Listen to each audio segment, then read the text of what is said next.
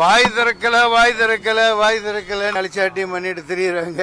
Camera கீழே எடுங்க. இங்க பாரு, முந்திரி பருப்பு கமகமன்னு மணக்குது. அங்க கறி எல்லாம் தூக்குது. உலகெங்கும் வெளிநாடுகளிலும் அவர் பெயரை சொல்லி இங்க பாரு, முந்திரி பருப்பு கமகமன்னு மணக்குது. சும்மா விருங்க இதுக்காக போடல. கேமரா கீழே எடுங்க. அப்படியே மார்வாடி கல்யாணம் மாதிரி மதக்குது. இனிப்பு அங்க கறி எல்லாம் தூக்குது. உண்மையாவே அன்போடு வாஞ்சையோடு மக்களுக்கு சாப்பாடு படைக்கிறாங்க. வாழ்த்துக்கள். அதாவது வாய் திறக்கல நெட்டெல்லாம் ஆர்ப்பாட்டம் பண்ணி அழிச்சாட்டியம் பண்ணிட்டு திரியுறாங்க.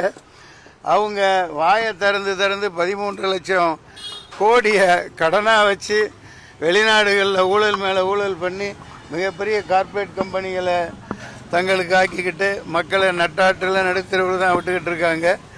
இவர் ஒரு நீதிபதியை போல பல நீதிமன்றங்களில் பார்த்துருப்பீங்க.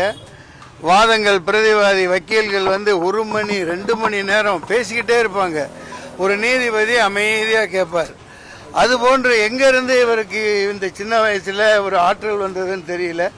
ஒரு அமைதி புரட்சியாக எல்லாத்தையும் கவனிச்சிட்டு இருக்கார். அதை இவங்க தப்பாக எடுத்துகிட்டு இருக்காங்க. அப்படி ஒரு 80 வயது வரைக்கும் வாழ்ந்த கௌதம புத்தரை போன்று ஒரு அமைதி புரட்சியை ஏற்படுத்தி கொண்டிருக்கிறார்.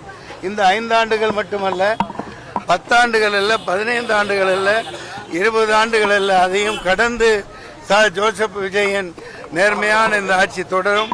அதற்கு இந்த இளைஞர் பெருமக்கள் அனைவரும் உடனிருப்பார்கள். அவருக்காக பலத்த ஒரு கரகோஷத்தை கொடுங்கள். வாழ்க ஜோசப் விஜயன்.